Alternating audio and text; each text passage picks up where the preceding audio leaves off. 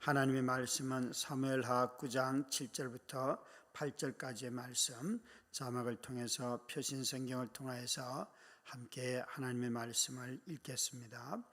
다윗이 그에게 이르되 무서워하지 말라. 내가 반드시 내 아버지 요나단으로 말미암아 내게 은총을 베풀리라. 내가 내 할아버지 사울의 모든 밭을 다 내게 도로 주겠고 또 너는 항상 내 상에서 떡을 먹을지니라 하니, 그가 절하여 이르되 이 종이 무엇이기에 왕께서 죽은 개 같은 나를 돌아보시니까 하니라. 아멘. 죽은 개 같은 나, 이 단어는 성경의 곳곳에서 나옵니다. 그런데 그 사용되는 용례를 보면 두 가지로 사용이 되는데, 하나는 은혜를 받아서 자기를 낮출 때 사용합니다. 이 다윗도 자신을 쫓아오는 사울 왕을 향하여서 죽은 개 같은 나를, 이스라엘의 왕이 왜 나를 쫓아오십니까? 라고 그가 도망다닐 때 사울 앞에서 자신을 그렇게 표현한 적이 있습니다. 그리고 두 번째가 오늘 나타나는 이 요나단의 아들 머비보셋이 자신의 재산권과 또 자신을 왕자들의 식탁에서 밥을 먹도록 허락하는 다윗 왕을 향하여서 죽은 개 같은 나를 이라고 말하고 있습니다. 자기를 돌봐주는 이 다윗의 은혜에 감격해서 한 말이죠. 이것은 좋은 뜻입니다. 상대방 앞에서 자기를 낮추는 그런 뜻으로 사용한 경우지요. 그러나 두 번째 용례는 남을 저주할 때 사용합니다. 스루야의 아들 그 아비새가 나중에 다윗이 압살롬의 난을 피하여 도망갈 때 시므이가 저주를 하니까, 저 죽은 개 같은 시므이가 어떻게 왕을 저주합니까? 라고 저주를 하지요. 뿐만 아니라 좀 뉘앙스는 다르지만 사람의 죽은 시체를 개들이 핥는다 해서 그 죽음 이후에 개가 핥는 것을 그 저주로 표현하는, 저주로 말하는 왕들이 있습니다. 대표적인 사람이 아합이고 여로보암입니다. 하나님의 언약을 완전히 버린 사람들은 그들의 시체마저도 개가 핥는 것으로 묘사를 합니다. 우리는 이 두 용례를 통하여서 오늘 여기에 나오는 머비보셋이 다윗이 자신에게 베푸는 은혜를 보면서 그가 자기를 이해하고 있죠. 그래서 이 다윗은 죽은 개 같은 삶을 사는 머비보셋을 살렸지만, 예수 그리스도는 죽은 시체인 우리를 살렸어요. 하나님도 없이 살아가며 죽은 우리들을 주님께서는 살려주셨죠. 우리는 정말 우리 삶을 볼 때에, 어제도 주일 예배가 다 끝나고 오후에 제 사무실에 앉아 있는데 청년들이 사무실로 2명이 들어왔어요. 그래서 앉아서 이런저런 대화를 하고 차를 마시고 과일을 함께 먹는데, 우리 청년들과 대화를 하는 중에 이런 권면을 했어요. 너희들이 인생을 정말 자꾸 꿈을 찾지 말고 내가 누구인지를 알고 싶은 것이 요즘 우리 시대의 젊은이들의 모습 아니냐. 나를 알고 싶으면 하나님을 열심히 찾으면 된다. 하나님을 아는 지식이 나를 아는 지식이다. 사람들은 하나님을 알려고 하지 않고 자기를 알고 싶어 해요. 이런 것은 다 심리학에서는 알 수 있을지 몰라도 성경은 우리에게 그렇게 말하지 않습니다. 그래서 성경은 먼저 우리로 하여금 믿음이 있는 자만이 자기가 누구인지를 알게 됩니다. 믿음이 있어야지 하나님께서 내가 먼지 같은 존재인데 이 흙으로 지어진 존재인 나에게 하나님의 생기를 불어넣어 주셨구나. 이 사실로 인하여서 우리가 인간이 되었구나. 이걸 깨닫지요. 그래서 하나님을 알아갈수록 우리가 누구인지를 깨닫게 되는데, 사람들은 하나님은 알려고 하지 않고 자꾸 자기를 알겠다는 거예요.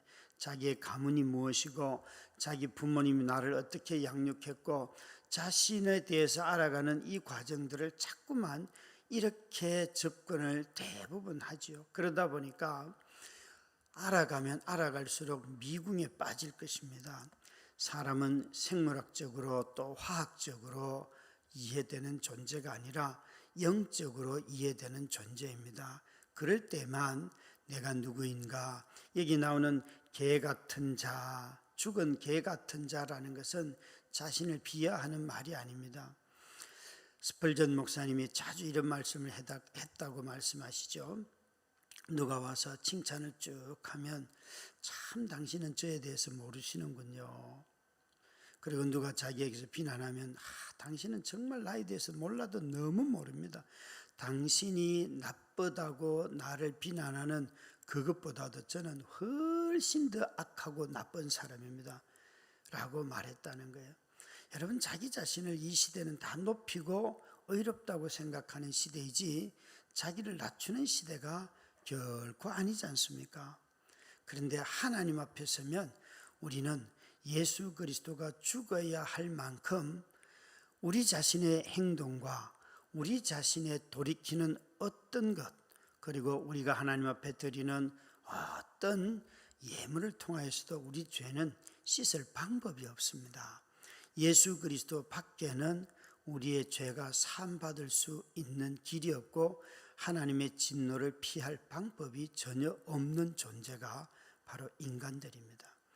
이 세상을 살아가면서 선교사님이든 목사님들이든 자신의 사역을 통하여서 교회 성도들이 5천 명이 되고 큰 건물을 짓고 가서 선교지에서 학교를 짓고 고아원을 운영하고 참 멋있지요. 멋있지요. 하나님은 그들의 삶을 통하여 드러난 건물과 그들의 업적을 볼까요? 그들이 매일매일 순종했던 삶을 볼까요? 인간은 다 그가 만들어낸 업적에 관심이 참 많지만 하나님은 그가 평생 어떻게 순종하며 살았는가에 관심을 둘 뿐입니다.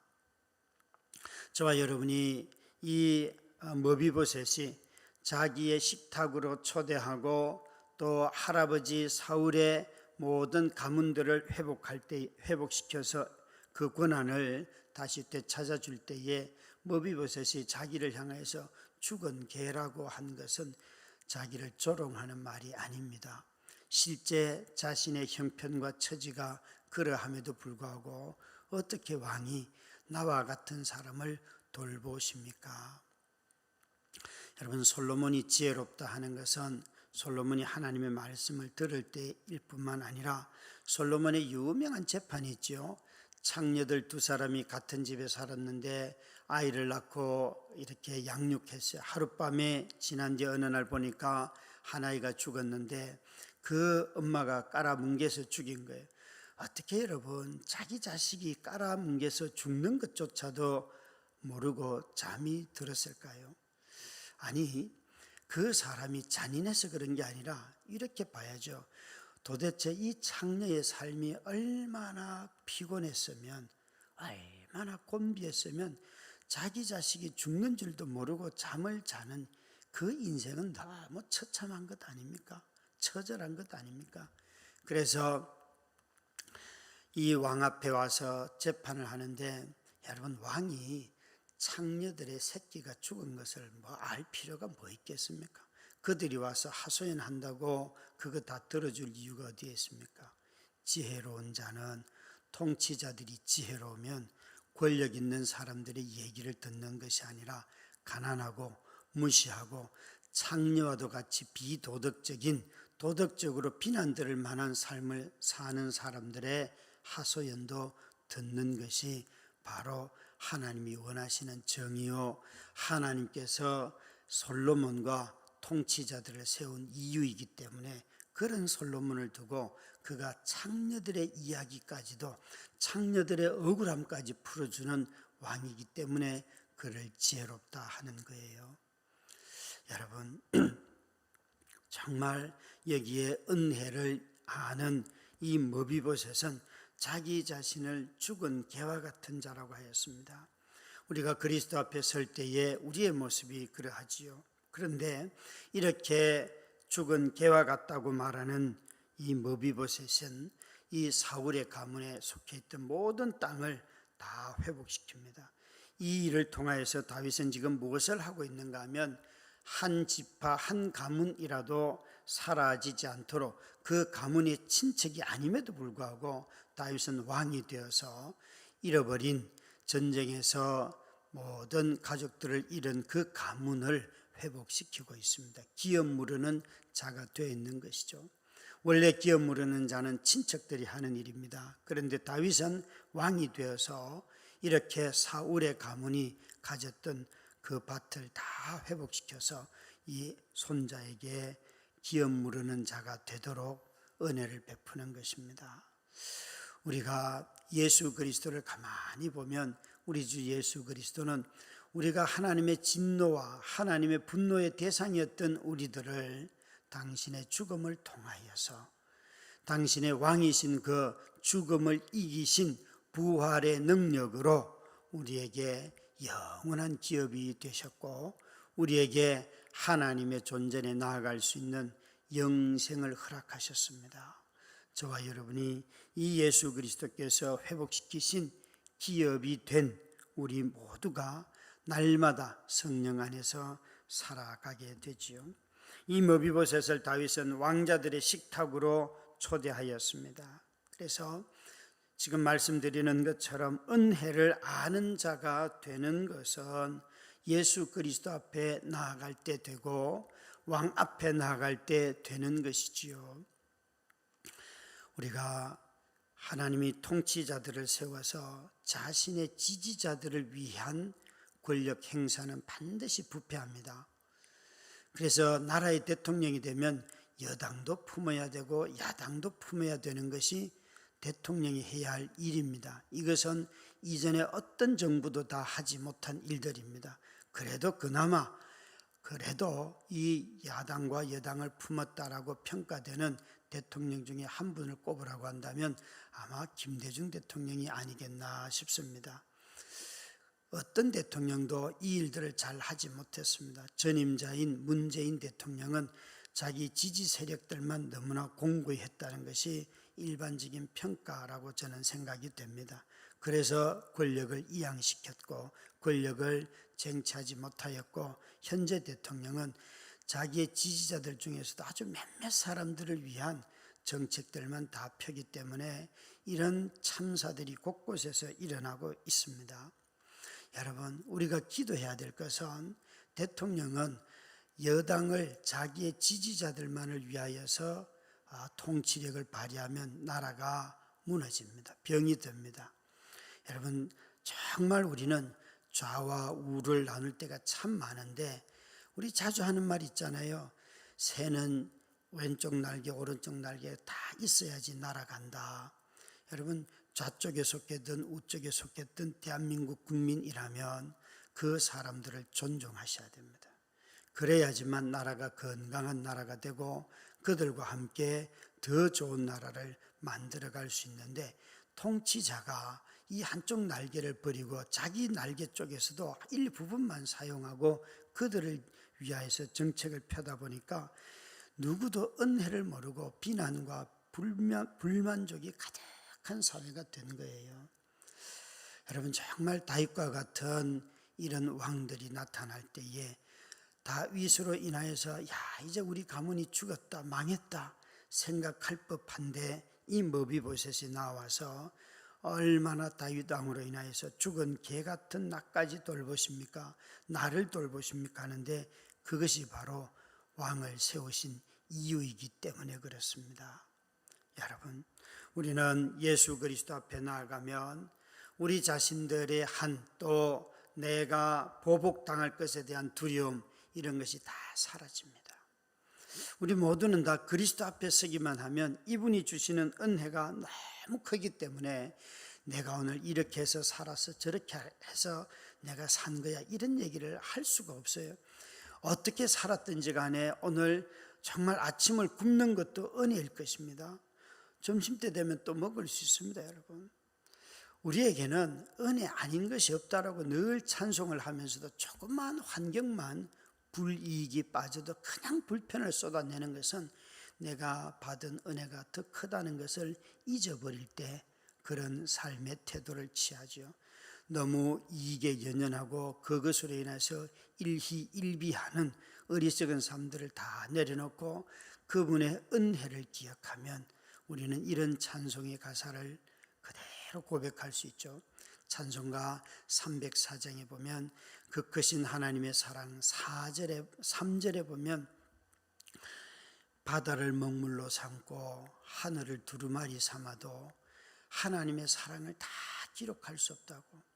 여러분 한 번만 자기가 펜을 들고 자기 노트에 내가 기억하는 하나님의 사랑 한번 적어보세요. A4용지 한 장도 못 적을 거예요. 생각이 잘 안 난다니까요. 그냥 하나님 다 주신 것 감사해 이렇게는 적을 수 있어요. 그런데 하나하나 기록하기 시작하면요 별로 기억도 잘 안 날 거예요. 억지로 쥐어 짜내야지만 A4용지 한 장 쓸까 말까 그럴 거라니까요. 우리는 은혜를 수없이 받고 살지만 은혜를 아는 자들이 아니에요. 은혜를 잊은 자들이고 때로는 그 은혜를 향하여서 얼마나 큰 분노를 쏟아내는지요. 여러분 여기에 머비봇은 정말 다윗이 자신의 지위와 자신의 지위를 회복하고 다윗의 식탁으로 초대할 때에 내가 이 종이 무엇이기에 죽은 개 같은 나를 돌보십니까? 이 말 속에 그가 참으로 초라한 자인 것을 인정하지만 그러나 또 뒤집어 놓으면 하나님은 다윗을 보면서 정말 기뻐하는 거예요. 다윗 네가 너를 왕으로 세운 것이 바로 그 일을 하기 위함이다. 여러분 우리 시대의 통치자도 이런 일을 할 수 있도록 우리가 깨어 기도하십시다. 하나님께서 능력이 있으셔서 이 나라 백성을 위하여서 지도자를 세운 것이지 지도자를 위하여 백성이 있는 것이 아니잖아요. 그래서 우리의 기도를 들어주시옵소서라고 간절히 기도하는 우리 성도님들이 다 되시기를 주의 이름으로 축원합니다. 기도하겠습니다. 아버지 하나님, 무익한 종 머비보셋을 돌보는 다윗 왕처럼 이 나라의 통치자들도 자신의 원수 같은 존재들을 돌아볼 줄 아는 통치자들이 다 되게 하여 주시옵소서. 예수님 이름으로 기도드렸습니다. 아멘.